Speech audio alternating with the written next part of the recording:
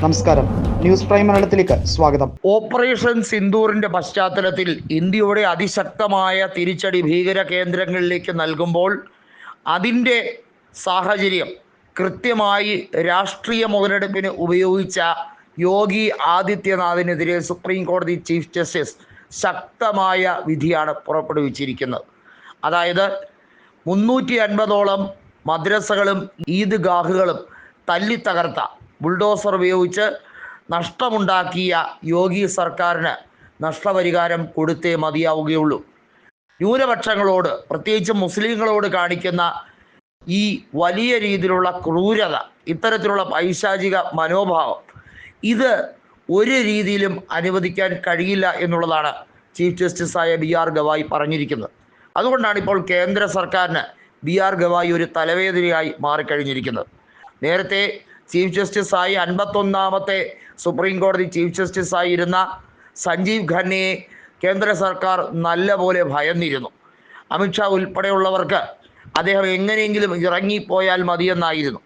എന്നാൽ വന്ന വ്യക്തി, അതായത് അമിത്ഷാ കൃത്യമായി മനസ്സിലാക്കിയത് BR ഗവായി അത്തരത്തിലൊരു നിലപാടെടുക്കാൻ ശ്രമിക്കുകയില്ല എന്ന വിലയിരുത്തലാണ് നടത്തിയത്. എന്നാൽ അതൊക്കെ പാടെ തെറ്റിപ്പോയി. BR ഗവായിയെ സംബന്ധിച്ചിടത്തോളം കേന്ദ്ര സർക്കാരിൻ്റെ ഓരോ നടപടിക്രമങ്ങളിൽ ചോദ്യം ചെയ്തു വരികയാണ്.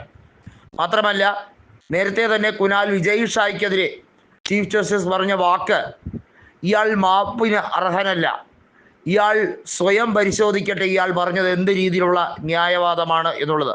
ഭീകരവാദികളുടെ സഹോദരി എന്ന് ഇന്ത്യയിലെ ഒരു മുതിർന്ന സൈനിക ഉദ്യോഗസ്ഥയെക്കുറിച്ച് പറയാൻ ഇയാൾക്ക് എങ്ങനെ നാവ് പൊന്തി? ഇത്തരത്തിലുള്ള വാക്കുകൾ BJPയുടെ മറവിലിരുന്നു കൊണ്ട് പറയുന്നതാണോ? സംഘപരിവാറിൻ്റെ കൃത്യമായ അജണ്ടയാണോ ഇയാൾ പറഞ്ഞത്? ഇത്തരത്തിലുള്ള നിരവധി ചോദ്യങ്ങളിലേക്കാണ് സുപ്രീം കോടതി വിരൽ ചൂണ്ടിയത്. ഇത് BJPക്ക് മൊത്തത്തിൽ, രാജ്യത്തെ കേന്ദ്ര സർക്കാരിനും BJP പ്രവർത്തകർക്കും മൊത്തത്തിൽ നാണക്കേടുണ്ടാക്കിയ വിഷയമാണ്. BJPയുടെ പൊതുവായ അജണ്ട അവർ പരസ്യപ്പെടുത്താതെ രഹസ്യമായി വോട്ട് ബാങ്ക് രാഷ്ട്രീയത്തിന് ഉപയോഗിക്കുന്ന വാക്യങ്ങളാണ് സത്യത്തിൽ ഇദ്ദേഹത്തിലൂടെ പുറത്തു വന്നത് എന്നുള്ളത് ഇന്ത്യ മുന്നണി നേതാക്കൾ പറഞ്ഞുകൊണ്ടേയിരിക്കുന്ന കാര്യമാണ്.